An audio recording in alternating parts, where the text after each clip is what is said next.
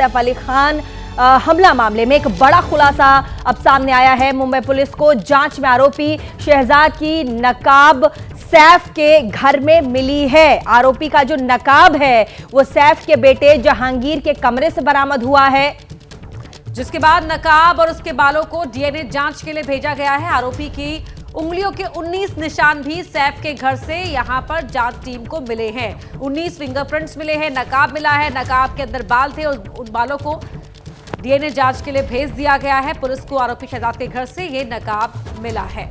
हमारे साथ हमारी सहयोगी नम्रता दुबे भी फोन लाइन पर जुड़ गई हैं। नम्रता, अब एक एक करके खुलासे हो रहे हैं। कहा जा रहा है कि सैफ के घर से शहजाद जो कि आरोपी है उसके नकाब को बरामद कर लिया गया। क्या जानकारी आपके पास? पुलिस की तरफ से जानकारी मिली है कि शहजाद जो नकाब पहनकर गया था वो नकाब पुलिस ने बरामद कर लिया गया है। ऐसे हम बताते कि जो जहांगीर का रूम है जिसमें वो डक के जरिए घुसा था, उस रूम को सैफ के परिवार की तरफ से बिल्कुल भी हाथ नहीं लगाया गया क्योंकि वो अहम सबूत की तरफ से था। तो इसलिए जो पुलिस वहां पर गई और छानबीन की तो वहां पर ये नकाब पड़ा हुआ मिला, जो सीसीटीवी फुटेज के जरिए आप देख सकते हैं। ऐसे में पुलिस की तरफ से जांच में डीएनए जो है उस नकाब के साथ मिला है, जो कि जांच के लिए भेज दिया गया है फॉरेंसिक में। तो ये सारे अहम सबूत होते हैं शहजाद को कड़ी से कड़ी सजा दिलाने के लिए, और उसकी कस्टडी हाल ही में खत्म होने वाली है। तो पुलिस सारे अहम सबूत जुटा रही है। इसके साथ साथ सैफ अली खान का जो बयान है वो भी दर्ज किया जाएगा। तो ऐसे में जहांगीर के कमरे से जहाँ से ये सबूत मिला है वहाँ किसी भी चीज को खान परिवार की तरफ से टच नहीं किया गया ताकि वो सबूत के तौर पर पुलिस के पास रहे। और ऐसे में ये अहम सुराग जो है बीती शाम को मिला है पुलिस को, जो कि नकाब है, जो सीसीटीवी फुटेज में आप देख सकते हैं। आरोपी शहजाद अहमद पहनकर सैफ के घर पर गया था चोरी करने के लिए, जो तस्वीरों में आप देख पा रही हैं। जी नम्रता दुबे, बहुत शुक्रिया आपका इस पूरी जानकारी के लिए। दिल्ली चुनाव में पंजाब की एंट्री हो गई है। प्रवेश वर्मा ने आरोप लगाया है कि दिल्ली चुनाव प्रचार के लिए पंजाब से सरकारी टीचर्स और कर्मचारी को बुला करके लगाया गया है, और पंजाब नंबर की हजारों गाड़ियां चुनाव के वक्त क्यों घूम रही हैं, जिसका कांग्रेस उम्मीदवार संदीप दीक्षित ने भी समर्थन किया है। दिल्ली की सियासी लड़ाई में अब पंजाब के नंबर वाली गाड़ियों की एंट्री हो गई है। नई दिल्ली सीट से बीजेपी उम्मीदवार प्रवेश वर्मा ने दावा किया कि पंजाब नंबर की हजारों गाड़ियां चुनाव के वक्त क्यों घूम रही हैं। संख्या में यहाँ पे पंजाब के नंबर की गाड़ियां घूम रही, उनमें कौन लोग हैं, यहाँ पे 26 जनवरी को मनाने की तैयारी चल रही है, जितनी भी गाड़ियां यहाँ पे घूम रही है उनकी भी चेकिंग होनी चाहिए। प्रवेश वर्मा के आरोप का कांग्रेस उम्मीदवार संदीप दीक्षित ने भी समर्थन किया और जांच की मांग की। मेरे पास खुद फोटोग्राफ्स है, पंजाब पुलिस के लोग कुछ कैंप्स में कैंपेनिंग कर रहे थे। मैंने भी यहाँ अपने एसएचओ साहब को भी मैंने भेजा है कि इसकी तहकीकात की जाए, और ये बात तो सही है कि इनके बाहर से बहुत से ज्यादा लोग आकर कर रहे हैं। बीजेपी के आरोप के बाद आम आदमी पार्टी ने इसे पंजाबियों का अपमान बताया। पंजाब के सीएम भगवंत मान ने एक्स पर लिखा, बीजेपी का ये बयान सुनिए, ये बेहद खतरनाक, चिंताजनक और पंजाबियों के लिए अपमानजनक है। ये पंजाब के नंबर की गाड़ियों को चिन्हित करके कह रहे हैं कि दिल्ली में पंजाब की गाड़ियां क्यों घूम रही हैं। वो ऐसे कह रहे हैं कि जैसे पंजाबी देश की सुरक्षा के लिए खतरा है। ये मेरे और देश के हर पंजाबी के लिए बेहद अपमानजनक है। और दिल्ली के मुख्यमंत्री आतिशी ने चुनाव आयोग को पत्र लिखा है, जिसमें उन्होंने रमेश बिधूड़ी के भतीजे पर मारपीट करने और धमकाने का आरोप लगाया है।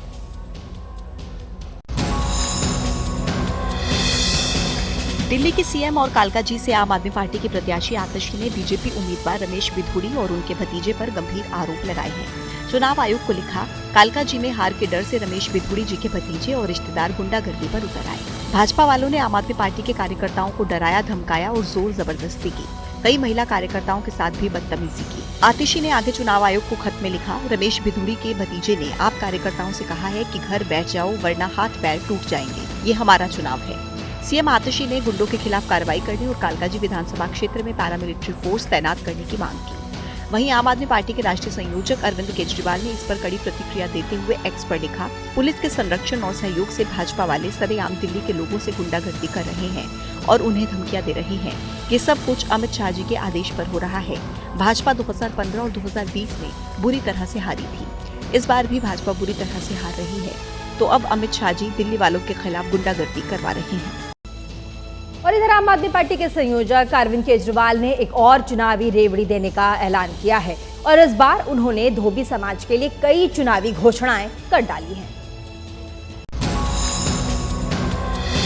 दिल्ली चुनाव जैसे जैसे नजदीक आ रहा है, चुनावी वादों में मुफ्त योजनाओं की भरमार होती जा रही है। अब अरविंद केजरीवाल ने धोबी समाज के लिए नई गारंटी दी है। आम आदमी पार्टी के राष्ट्रीय कन्वीनर के तौर पे और आम आदमी पार्टी के सीएम कैंडिडेट के तौर पे हमारी सरकार बनने पर दिल्ली सरकार धोबी समुदाय कल्याण बोर्ड का गठन करेगी। आप संयोजक अरविंद केजरीवाल यही नहीं रुके, उन्होंने वादा किया कि लाइसेंस प्रक्रिया दोबारा शुरू होगी और उनके बच्चे के लिए अच्छी शिक्षा और स्कॉलरशिप का इंतजाम किया जाएगा। धोबियों के लिए जो लाइसेंस अभी रुके हुए हैं, धोबियों के लिए दोबारा लाइसेंस जारी करने की प्रक्रिया चालू की जाएगी। पूरी दिल्ली में धोबी समाज का और इस प्रोफेशन का किस तरह से बेहतरी की जा सके, इसके ऊपर पॉलिसीज बनाई जा सकती हैं। दिल्ली चुनाव के लिए केजरीवाल अभी तक कई वादे कर चुके हैं, जिनमें महिलाओं को 2100 रुपए महीना, बुजुर्गों को अनलिमिटेड इलाज देना, ऑटो ड्राइवर की बेटी की शादी में 1 लाख रुपए, पुजारी ग्रंथियों को 18,000 रुपए हर महीने देने का वादा शामिल है। और देखिए, दिल्ली में चुनाव वैसे 5 फरवरी को होगा और नतीजे 8 फरवरी को आएंगे। अब ऐसे में सभी दलों ने चुनाव प्रचार में पूरी ताकत झोंकी है। दिल्ली के दंगल में आज प्रधानमंत्री मोदी और राहुल गांधी भी चुनाव प्रचार करेंगे। प्रधानमंत्री मोदी कार्यकर्ताओं से संवाद करेंगे, तो वहीं राहुल गांधी रैली करेंगे। दिल्ली में बीजेपी पिछले 25 सालों से सत्ता से बाहर है। ऐसे में दिल्ली फतह के लिए पीएम मोदी आज मेरा बूथ सबसे मजबूत का नारा के जरिए कार्यकर्ताओं से संवाद करेंगे और जीत का मंत्र देंगे। बीजेपी का दावा है कि दिल्ली में 2,25,000 सक्रिय कार्यकर्ता मौजूद हैं, जबकि 70 विधानसभा सीटों पर चुनाव के लिए 13,000 से ज्यादा बूथ बनाए गए। ऐसे में बीजेपी ने अपने 2.25 लाख कार्यकर्ताओं को बूथ जिताने की जिम्मेदारी दी है। बीजेपी हर बूथ पर करीब 17 सक्रिय कार्यकर्ताओं को जिम्मेदारी देकर हर बूथ को मजबूत करने में जुटी है। बीजेपी अपने कार्यकर्ताओं को साफ तौर पर संदेश दे रही है कि वो बड़े लक्ष्य के बजाय छोटे छोटे लक्ष्यों पर ध्यान केंद्रित कर बूथ जीतने पर अपनी ताकत लगाएं। तो कांग्रेस भी दिल्ली में अपनी खोई जमीन वापस लेने में जुटी है। ऐसे में आज राहुल गांधी खुद चुनावी मैदान में उतरेंगे। वो सदर बाजार विधानसभा इलाके में शाम को 5 बजे इंदरलोक मेट्रो स्टेशन के पास शहजादा बाग में रैली करेंगे। 23, 24 और 27 जनवरी को भी राहुल की जनसभाएं होंगी। कांग्रेस का सबसे ज्यादा फोकस दलित और मुस्लिम बहुल सीटों पर। राहुल ने सीलमपुर में पहली रैली की थी, जहां पर 60% से ज्यादा मुस्लिम वोटर्स हैं। और दिल्ली विधानसभा चुनाव और बांग्लादेशी घुसपैठियों की बात ना हो, ऐसा कैसे हो सकता है? तो दिल्ली चुनाव में भी रोहिंग्या और बांग्लादेशी घुसपैठियों का मुद्दा अब गर्मा गया है। कालकाजी विधानसभा सीट से बीजेपी उम्मीदवार रमेश बिधूड़ी ने अब घुसपैठियों को लेकर के एक बड़ा बयान दिया है। रमेश बिधूड़ी ने दावा किया कि बांग्लादेशी और रोहिंग्या देश को दीमक की तरह खा रहे हैं और भारत का अधिकार छीनने की कोशिश में जुटे हैं। देखो, बांग्लादेशी, रोहिंग्या, घुसपैठिए वो देश की दीमक के रूप में देश में काम कर रहे हैं, देश को चाट रहे हैं वो दीमक की तरह। हमारे भारत के 140 करोड़ को हक खाने की कोशिश कर रहे हैं। रमेश बिधूड़ी ने दावा किया कि अगर बीजेपी की सरकार बनी तो बांग्लादेशी और रोहिंग्या को डिटेंशन सेंटर ले जाया जाएगा। दिल्ली में भारतीय जनता पार्टी की सरकार बनने के बाद तुरंत 1 महीने के अंदर अंदर विधानसभा के अंदर प्रस्ताव लाया जाएगा कि बांग्लादेशी, रोहिंग्या दिल्ली में जो भी हैं उनके लिए डिटेंशन सेंटर बनाया जाएगा। उठा के सबको डिटेंशन सेंटर में डाला जाएगा।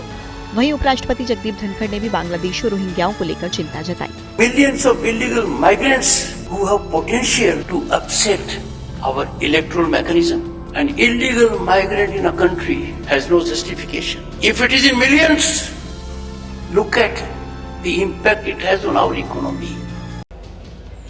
और देखिए, महाराष्ट्र चुनाव में मुख्यमंत्री योगी का एक नारा जो कि बटेंगे तो कटेंगे ने खूब सुर्खियां बटोरी थी। अब ऐसा ही नारा ओखला के आम आदमी पार्टी के उम्मीदवार अमानतुल्लाह खान ने भी दिया है। दिल्ली चुनाव में वादों और बयानों का शोर है। सीएम योगी के नारे बटेंगे तो कटेंगे की तर्ज पर अमानतुल्लाह खान ने चुनाव प्रचार के दौरान नया नारा दिया कि वोट बटा तो बीजेपी आ जाएगी। बीजेपी कभी नहीं जीत सकती, किसी हालत में नहीं जीत सकती। जब जीतेगी जब आपका वोट तकसीम हो जाए। अगर आपका वोट तकसीम हुआ तो बीजेपी जीत जाएगी। आप बताओ कि अगर बीजेपी जीत गई तो आज आपको 24 घंटे लाइट मिल रही है, मिलेगी? जो ये सीवर का काम अभी अधूरा है, कंप्लीट नहीं हुआ, क्या ये पूरा होगा? अमानतुल्लाह खान यही नहीं रुके, उन्होंने ये भी दावा किया कि वोट कहां से मिलता है। इस 2 वार्ड में तो मेरे से कांग्रेस थोड़ा बहुत लड़ती है, उन 2.5 वार्ड में बीजेपी लड़ती है। यहाँ से ऊपर जाके कांग्रेस का कुछ नहीं, वहां से इधर आके बीजेपी का कुछ नहीं। मुझे 5 वार्ड में बराबर वोट मिलते हैं, हर एक बूथ का वोट मिलते हैं, इसलिए मैं इतने वोटों से जीतता हूं। ओखला विधानसभा सीट से आम आदमी पार्टी के उम्मीदवार अमानतुल्लाह खान का मुकाबला कांग्रेस की अरीबा खान और बीजेपी के मनीष चौधरी से है। और इधर कर्नाटक के बेलगावी में हुई कांग्रेस की जय बापू जय भीम जय संविधान रैली में प्रियंका गांधी ने इशारों ही इशारों में सावरकर का जिक्र कर दिया। तो वहीं कांग्रेस अध्यक्ष मल्लिकार्जुन खड़गे ने प्रियंका गांधी की तुलना झांसी की रानी लक्ष्मीबाई से की है। कांग्रेस की जय बापू जय भीम जय संविधान रैली में कार्यक्रम में राहुल गांधी को भी पहुंचना था, लेकिन किसी वजह से वो हिस्सा नहीं ले पाए, जिसके बाद प्रियंका गांधी ने मंच संभाला, बिना नाम लिए सावरकर पर हमला बोल दिया। आपके लिए, न्याय के लिए, आपकी समानता के लिए, आपके लोकतंत्र के लिए मर मिटने के लिए तैयार हैं। हमारी परंपरा शहीदों की परंपरा है, जेल से माफी की चिट्ठी लिखने की परंपरा नहीं है। आप स्वतंत्र भारत के देशवासी हो, ये आपकी परंपरा है, सच्चाई की परंपरा है। मंच से प्रियंका गांधी ने ठीक उसी तरह संविधान की कॉपी दिखाई जैसे अक्सर राहुल गांधी दिखाते हैं, जिसके बाद उन्होंने पीएम मोदी और अमित शाह को संविधान विरोधी बताया। एक तरफ जहां प्रियंका ने तीखे तेवर दिखाए तो मल्लिकार्जुन खड़गे ने प्रियंका गांधी की तुलना झांसी की रानी लक्ष्मीबाई से कर दी। ನಮ್ಮ झांसी की रानी यारप्पा ಅಂದ್ರೆ प्रियंका गांधी।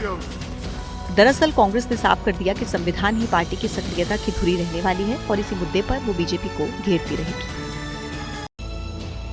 और केंद्रीय मंत्री जीतन राम मांझी ने एक ऐसा बयान दिया है जिस पर बिहार से लेकर के दिल्ली की सियासत में उबाल आ गया है। हालांकि बाद में जीतन राम मांझी अपने बयान से पलट गए। बिहार के मुंगेर में जीतन राम मांझी ने 40 सीटों की मांग के साथ कह डाला कि मांझी और भुइया जाति की ताकत को कमतर आंका गया है, जबकि उनके पास वोट है। हमारा कोई अस्तित्व नहीं है, जनमानस हमारा है, तो फिर सीट हमको क्यों नहीं मिले, हमको ये करना है। जैसे ही जीतन राम मांझी ने बयान दिया, सियासी पारा हाई हो गया, जिसके बाद मांझी अपने बयान से पलट गए।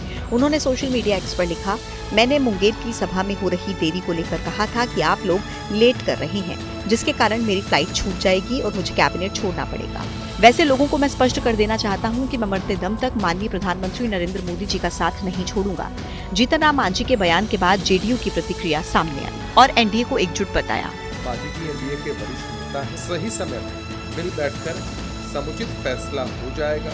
वहीं आरजेडी ने मांझी को तो ऑफर तक दे दिया कि एनडीए छोड़कर सम्मान की लड़ाई लड़िए। केंद्रीय मंत्री बनने के लिए आप ये अपमान को बर्दाश्त कर रहे हैं, कुर्सी को लात मारिए, आइए लड़ाई में। और मुंबई पुलिस और सैफ अली खान पर हमला मामले की जांच कर रहे अधिकारी को बदल दिया गया है। उनकी जगह पर नए अधिकारी जांच में जुट गए हैं। देर रात फिर पुलिस आरोपी लेकर सैफ अली खान के घर पर पहुंची, जहां पर जांच पड़ताल अब भी जारी है। आधी रात को ही पुलिस ने आरोपी शहजाद को लॉकअप से बाहर निकाला और उसे लेकर फिर से सैफ अली खान के घर के पास पहुंची। हालांकि पुलिस सैफ के घर लेकर नहीं गई, बल्कि वहां से कुछ ही दूरी पर भारती विला नामक इमारत में गई। ये जगह सैफ के घर से करीब 500 मीटर की दूरी पर थी। वहां करीब 4 से 5 मिनट रुकने के बाद आरोपी को फिर से पुलिस स्टेशन वापस लाया गया। इससे पहले कल मुंबई पुलिस ने सैफ अली खान के घर जाकर क्राइम सीन रिक्रिएट किया था। मुंबई पुलिस आरोपी को बांद्रा स्टेशन भी लेकर गई थी, जहां आरोपी से जानकारी ली गई। पुलिस आरोपी से जानकारी ले रही है कि सैफ अली खान पर हमला करने के बाद आरोपी कैसे भागा, बांद्रा स्टेशन कैसे पहुंचा। शहजाद ने पुलिस को बताया कि बिल्डिंग में सिर्फ सैफ के घर का ही बैकडोर खुला था, जिसके चलते वो चोरी के इरादे से घर में घुस गया। वहीं 133 घंटे के बाद लीलावती अस्पताल से सैफ अली खान को छुट्टी मिल गई, जिसके बाद वो खुद चलकर बिल्डिंग के अंदर गए। सैफ अली खान पर 16 जनवरी को हमला हुआ था। और अभिनेता सैफ अली खान पर हमला करने वाले आरोपी की पहचान बांग्लादेशी होने पर महाराष्ट्र में अब नई सियासी जंग शुरू हो गई है। शिवसेना सांसद मिलिंद देवड़ा ने महाराष्ट्र में अवैध रूप से रह रहे बांग्लादेशी लोगों को वापस भेजने की मांग की है। महाराष्ट्र में रह रहे अवैध बांग्लादेशी लोगों को लेकर सियासी माहौल गर्म है। राज्य की सत्ताधारी पार्टी शिवसेना की तरफ से भी उन्हें बाहर भेजने की मांग जोर पकड़ने लगी है। पार्टी के सांसद मिलिंद देवड़ा ने सीएम को चिट्ठी लिखकर कड़ी कार्रवाई की मांग की है। मुख्यमंत्री देवेंद्र फडणवीस जी को एक लेटर लिखा, जहां भी कोई इलीगल बांग्लादेशी इस रीजन में है, उसका एक जल्द से जल्द एक ऑडिट किया जाना चाहिए। इधर शिवसेना उद्धव गुट ने अवैध घुसपैठ के लिए केंद्र सरकार को जिम्मेदार ठहराया। बांग्लादेशी मुंबई में, महाराष्ट्र में, देश में है तो जिम्मेदार कौन है? आपका गृह मंत्री है देश का। वहां से सीमा पार, बॉर्डर पार करके बांग्लादेशी कैसे घुस रहे हैं, आप बताइए। इस बीच महाराष्ट्र के उल्हासनगर से एक महिला को पुलिस क्राइम ब्रांच ने गिरफ्तार किया। महिला की पहचान बीबी हफीजुल खान के तौर पर हुई है, जो बांग्लादेश की रहने वाली है और कोलकाता से महाराष्ट्र पहुंची थी। महिला उल्हासनगर के खडेगोल वाली इलाके में अवैध रूप से रह रही थी। और प्रयागराज महाकुंभ में आज योगी आदित्यनाथ जाएंगे। वहां पर मंत्रिपरिषद की विशेष बैठक भी लेंगे। बैठक के बाद सीएम योगी आदित्यनाथ अपने मंत्रियों के साथ संगम में आस्था की डुबकी भी लगाएंगे। महाकुंभ में आज का दिन काफी अहम है। यूपी सरकार के सभी मंत्री संगम नगरी में होंगे, जहां आज योगी मंत्रिपरिषद की बैठक होगी। ये बैठक अरैल के त्रिवेणी संकुल में दोपहर 12 बजे शुरू होगी। इस बैठक में योगी सरकार के सभी 54 मंत्रियों को बुलाया गया है। इस बैठक में प्रदेश को कई सौगात देने वाली योजनाओं और प्रस्तावों को मंजूरी दी जाएगी। इसके बाद मुख्यमंत्री योगी आदित्यनाथ पूरे मंत्रिमंडल के साथ त्रिवेणी संगम की पावन धारा में डुबकी भी लगाएंगे। पहले ये बैठक मेला प्राधिकरण सभागार में होनी थी, लेकिन संगम में स्नान के लिए आने वाले श्रद्धालुओं को असुविधा न हो, इसके लिए अरैल में बैठक करने का फैसला लिया गया। मंत्रिपरिषद की बैठक के बाद सीएम योगी आदित्यनाथ दोपहर 1 बजे के आसपास प्रेस कॉन्फ्रेंस करेंगे।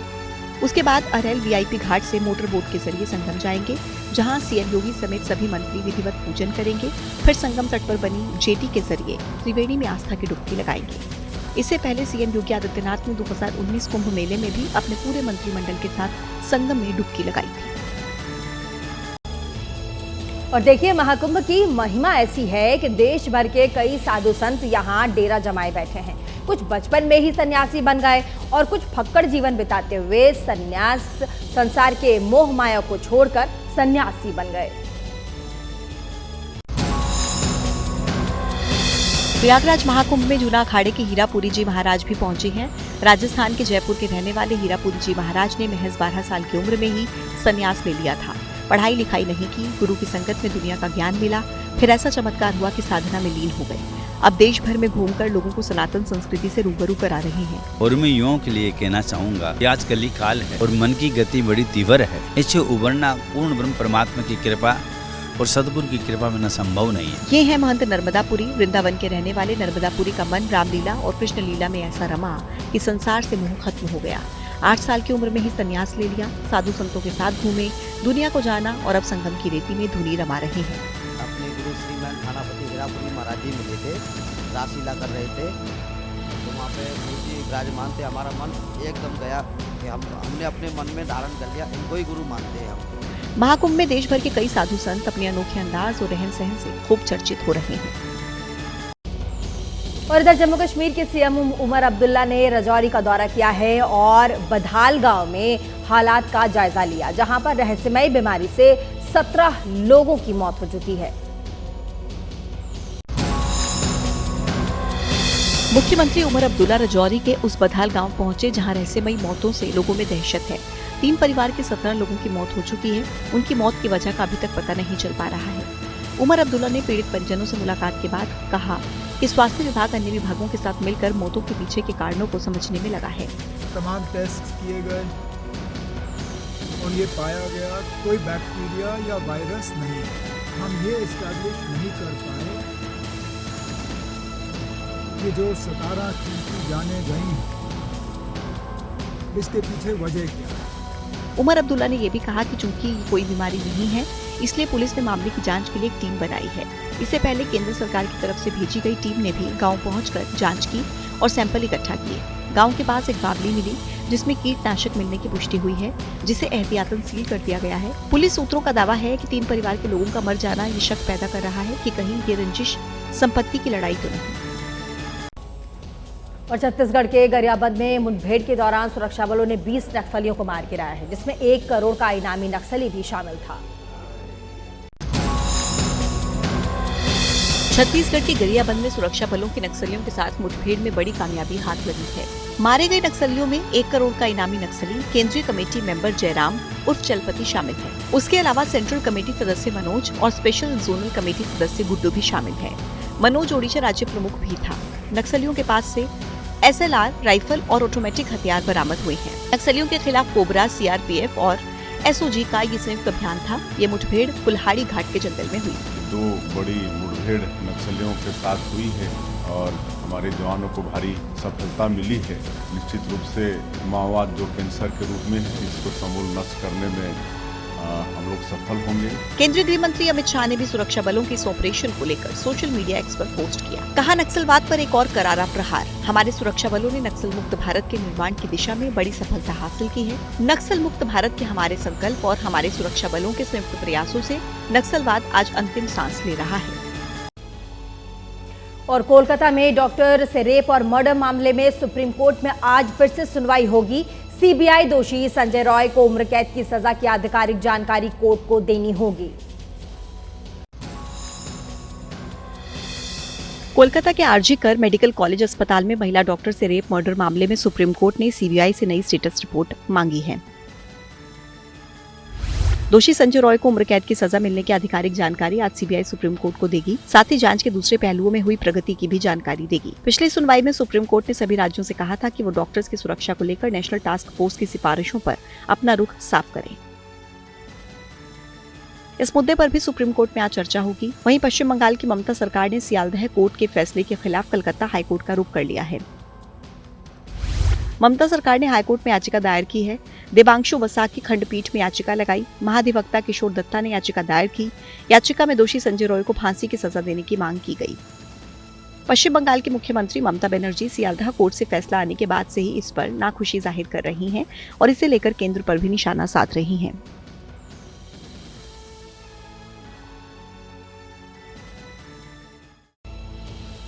और महाराष्ट्र की बीड में सरपंच संतोष देशमुख की हत्या पर सियासी घमासान जारी है। हत्याकांड से जुड़े आरोपियों का नया सीसीटीवी फुटेज सामने आया है। इसके बाद विपक्ष ने मंत्री धनंजय मुंडे के इस्तीफे की मांग भी की है। बीड में सरपंच संतोष देशमुख की हत्या से जुड़े और जबरन वसूली मामले में 3 आरोपियों के साथ में घूमने का वीडियो सामने आया। मामले में आरोपी वाल्मीकि कराड, सुदर्शन घुले और विष्णु चाटे तीनों एक साथ घूमते हुए दिखाई दे रहे हैं। वीडियो में एक पुलिसकर्मी भी दिखाई दे रहा है, हालांकि उसे पहले ही सस्पेंड किया जा चुका है। हालांकि ये साफ नहीं है कि वीडियो कब रिकॉर्ड किया गया था। एबीपी न्यूज भी इसकी पुष्टि नहीं करता है, लेकिन दावा किया जा रहा है कि ये बीड जिले के मासाजो गाँव के सरपंच देशमुख का कथित तौर पर अपहरण कर उनकी बेरहमी से हत्या से पहले 9 दिसंबर को रिकॉर्ड किया गया था। वीडियो सामने आने के बाद विपक्षी महाविकास अघाड़ी ने मंत्री धनंजय मुंडे के इस्तीफे की मांग की है। आरोपी वाल्मीकि कराड एनसीपी अजित गुट के नेता और कैबिनेट मंत्री धनंजय मुंडे का करीबी था। अभी तो ओपनली बोले ना, नाना पटोले जी बोले, और महाविकास आघाड़ी अब ये मांग कर रही है कि धनंजय मुंडे को मंत्रिमंडल से हकाल देना चाहिए। संतोष देशमुख का पिछले साल 9 दिसंबर को अपहरण कर लिया गया और उसके कुछ घंटे के बाद उनका शव मिला। और जम्मू कश्मीर सहित पहाड़ी राज्यों में बर्फबारी का दौर जारी है, जबकि मैदानी इलाकों में घने कोहरे की वजह से कई हादसे हो रहे हैं।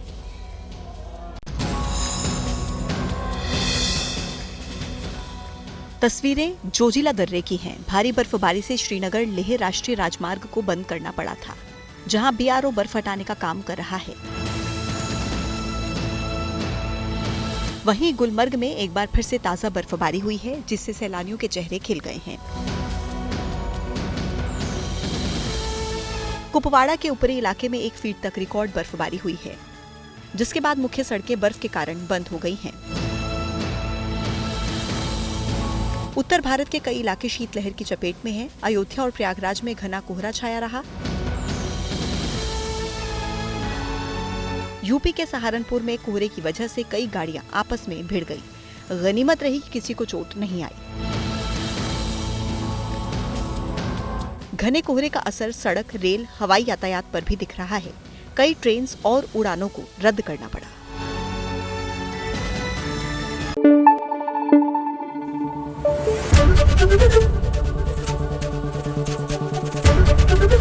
एबीपी न्यूज आपको रखे आगे।